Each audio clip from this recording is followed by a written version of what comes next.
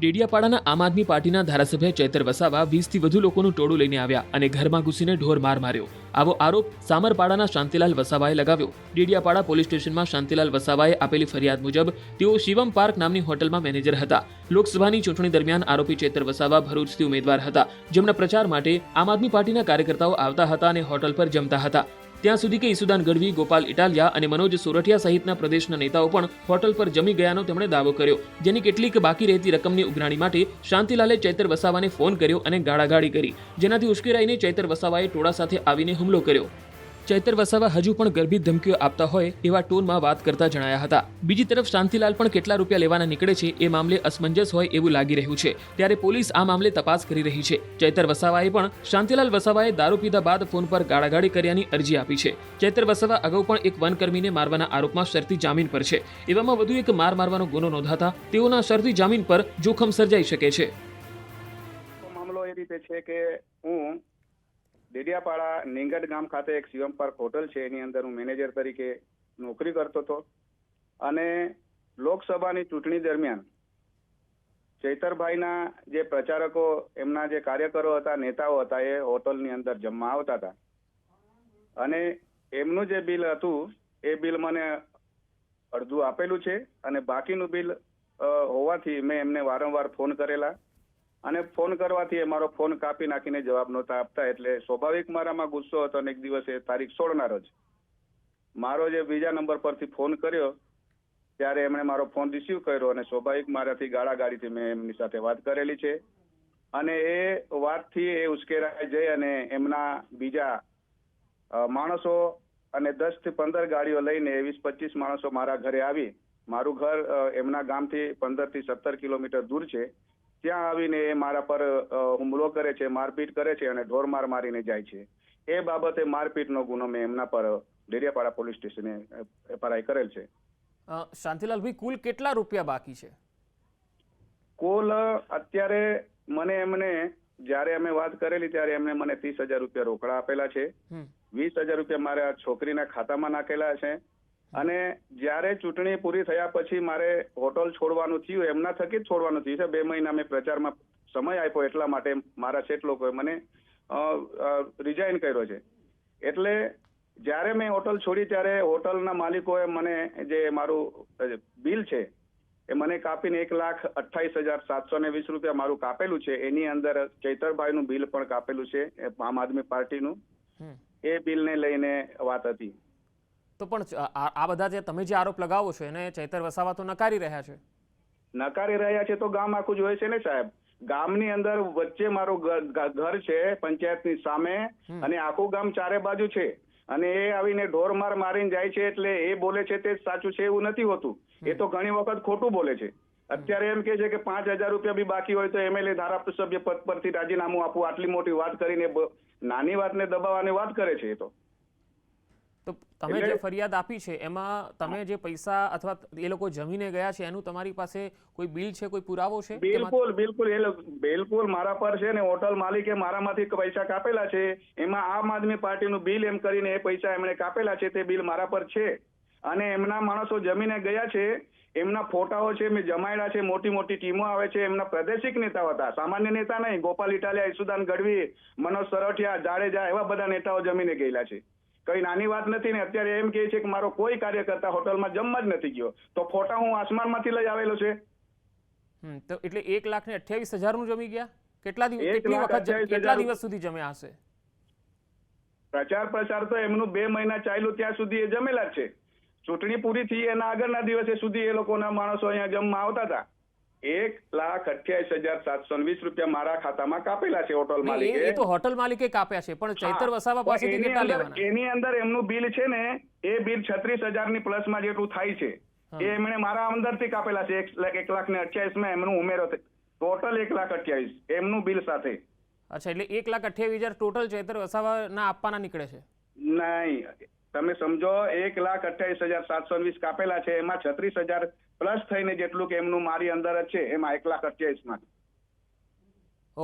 Okay, એટલે ચૈતર વસાવા પાસેથી તમારે કેટલા લેવાના, હોટલ માલિકે કેટલા લેવાના એ જણાવો.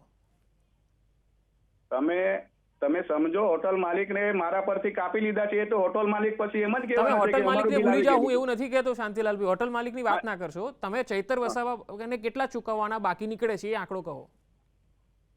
36,000 ની આસપાસમાં 16 તારીખે જે વાતચીત થઈ એ જ વાત છે કે એમને મેં ગાળો બોલીને વાત કરી. મેં કીધું આટલા લાંબા સમયથી તમે તમારી હાથે ફર્યો હા, અને આને આટલું તમારી માટે મહેનત કરી, છતાં તમે મને યાર આ રીતે તમે આ કરો છો, એમ કરીને ગાળાગાળીથી અમારી વાતો થયેલી છે. એટલે તમને એવું કેમ લાગે છે કે ચૈતર વસાવા 36,000 જેવી નજીવી રકમ નહીં આપે?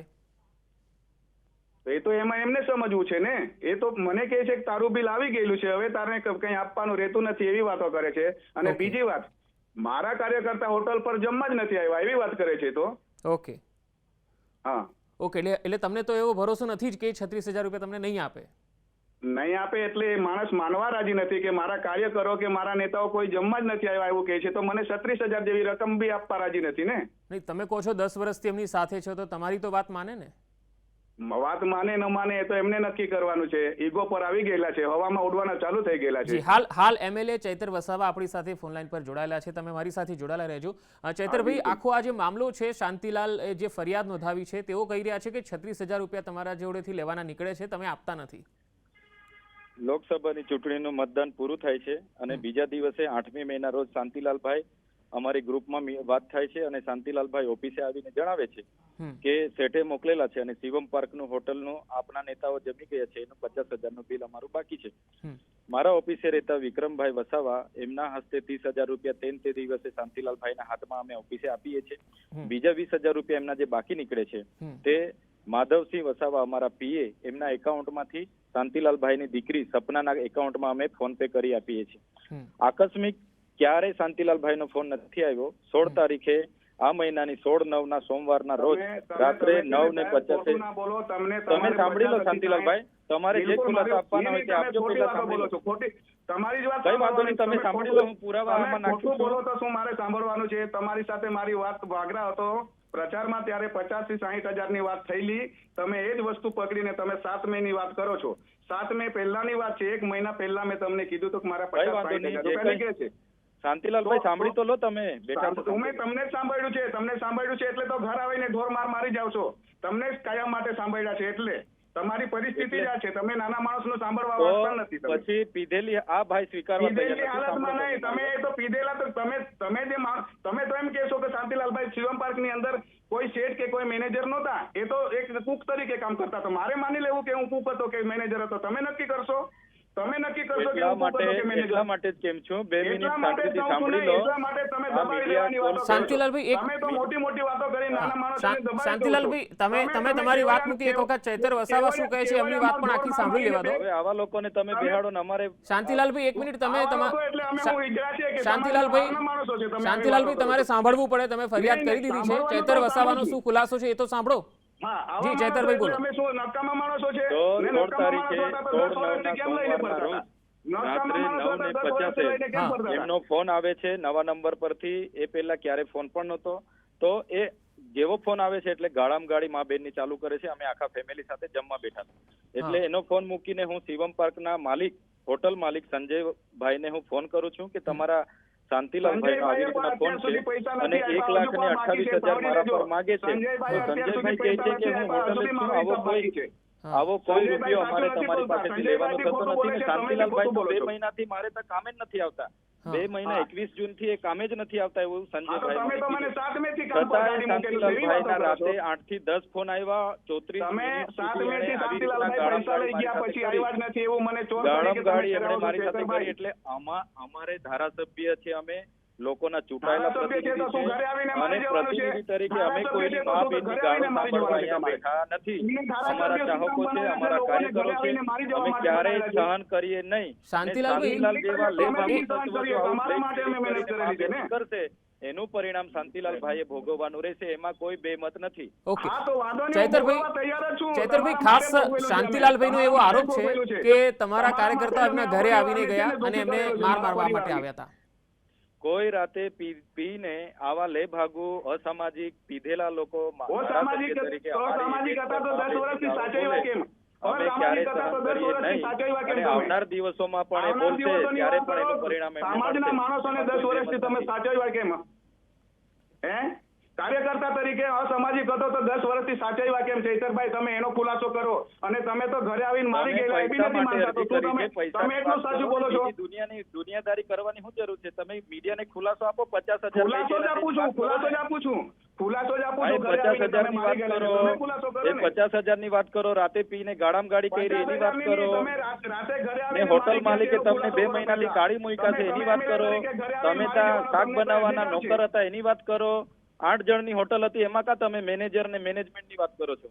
તમે નક્કી નથી એની કરવાના, વાત કરો. હું manager તમારી કરતો પત્ની, હતો. તમારી તમે દીકરી, નથી કરતો. તમારા 2 દીકરા, તમારી તમે ઓળખ બધા છે. પગાર પર તમે નોકરી એમના- કરતા તો એ વાત તમે કરો ને. એમના માલિક છે. મીડિયામાં તમે કા બીજી ને હું 2 વર્ષમાં ક્યારે તા પગ મૂક્યો છે કે તે પણ વાત કરો તમારેથી મીડિયાને. આવાતું જ નહોતું. તમે નર્મદાથી બહાર હતા. 2 વર્ષની વાત ક્યાં કરો છો? તેમ તમારાથી છતાં આવાતું તમે જ નહોતું. તેની વાત 50,000 કરો લઈ પહેલા. ગયા ને મારી પાસેથી 50,000 લઈ ગયા. 50,000 તેમ છતાં લઈ ગયા તો માનવતાની રીતે મેં કાર્યકર્તા આજ જમવા સુધી કોઈ આવેલા છે, દિવસે તેનો જીવાજોડી ફોટો કરી છે વિડીયો તમારી મારા પર હાથે. છે. આ તો ફોટો મા વિડીયો બેનની મારા પર ગાળો છે, જમવા બોલીને આવેલા તમે તેનો. કરો એ ક્યારે નહીં ચલાવી લેવાય શાંતિલાલભાઈ. નહીં તમે છે ને તમે ખોટું બોલો છો એનો મતલબ તમે દબાવવાની વાત નહીં કરો. ના દબાવવાની હું હકીકત પણ- તમારો માલિક ને પણ- હમણાં લાઈન પર લો ને એ તો તમને કામ લાઈન- છે કે તમે કોણ છો લાઈન પર પૂછે છે લો તો તમને. એમણે જ મને હિસાબ આપેલો છે. એમને બી ખુલાસો કરાવો ને. હોટલ હજુ સુધી માલિક પગાર નથી સંજય આપ્યો, વસાવા હજુ એવું કહે સુધી. છે કે 2 મહિનાથી શાંતિલાલભાઈ ને તો કાઢી મૂક્યા છે, તો તમે આનો હિસાબ માંગો છો? પૂછે છે પેલા ભાઈ, જવાબ આપો. પૂછે હોટલ છે માલિક સાથે હિસાબ. કોન્ફરન્સમાં લઈ લો, વાત કરી લો. આ તો 21 જૂન પહેલાનો મારો પગાર એ લોકો આપ્યો છે કે હા. પૂછો એમને. હા, એમને તે પૂછો. એમની હાથે ચોખવટ કરી લો ને. મારે તો ના અરે, પાડે છે હોટલ માલિક 1 રૂપિયા. અરે ભાઈ ના પાડે છે એનો મતલબ શું છે? મને એમણે હિસાબ કરીને મને આપેલું છે. તો તેનું એની હું હાથે આપીશ. વાત કરી લો ને ભાઈ. મારી હાથે શું છે તમારે? તો હોટલ માલિક હાથે માંગી લો ને તમારો હિસાબ. ના એટલે તમારી હાથે મારું તો પાછો 50,000 નું બધું બિલ આપે તમે લઈ છે ગયા છે. interview બીજું પર. આનું બિલ મારે એમ નહીં. ભાઈ 1,48,000. તમારી સાથે આગેવાનો છે, માધુભાઈ છે, જગદીશભાઈ છે, બધાને નથી ખબર કે તમે હોટલ પર જમવા આવતા હતા? તમે તો એમ કહો છો કે મારો કોઈ કાર્યકર્તા જમવા જ હોટલ નહોતો પર આવતો તો. જમવા એવું નથી. મેં તો ભાઈ પ્રવેશબંધી હતી લોકસભા દરમિયાન 2 દિવસે હા, તો એ પ્રચાર વાત માટે કરો ને. આવ્યો તમે એમ કે હોટલ પર પગ નથી એક મૂક્યો, પગ પણ તમે હજુ બીજી આ હું 2 વાત કરો છો એમ? વર્ષ આ 2 વર્ષ થઈ ગયા છે. માલિકને પૂછી લો ચૈતરભાઈ અહીંયા એક દિવસે પગ મૂક્યો છે કે પૂછી જો. ચૈતરભાઈ નથી, તમારા માણસો ખાઈને ગયા છે એ તો એ મંજૂર કરે છે કે અરે કાર્યકર્તાઓ ભાઈ જે તે ખાઈને પૈસા ગયા લઈ એનો ગયા છો ને 50,000 બિલ તમે. આવી બિલ ગયું. લાવવાનું લઈ ગયા. બીજું બિલ હોય તો લઈને આવો ને માલિકને લઈને. અમે કા ના પાડીએ? અમે તો માલિકને લઈને રોજના તો આવીએ છીએ, આપીએ જ છીએ. બિલ છે જ, બિલ છે જ, બાકીનું બિલ હા, મારામાં તે જે હોટલ કાપેલું છે, માલિકને બિલ લઈને છે જ. આવો. અમે તો ભાઈ અમારે તો નહીં, દરવાજે હવે ઠેકેદારના પૈસાની લોકો વાત લાઈન પર નથી હોય. આવતી. તમે ઘરે આવીને મારીને ગયા છે એની વાત આવે છે હવે તો. હા, તમારે ગાડામ એવું ગાડી હતું તો હજુ પહેલા બી કરશો બેનની ને વાત કરવી એનું જોઈએ ને. પરિણામ પણ મળશે ભાઈ. મળશે બિલકુલ ભોગવવાની તૈયારી છે, મરી જવા હા, માટે બસ એ તૈયાર તો છે. ખબર તમારે છે એમાં તમને? કાં વાંધો છે? એમાં મને બી વાંધો નથી. અરે લોકો મરી જઈશ તમારા માટે. હું વાત કરો છો તમે?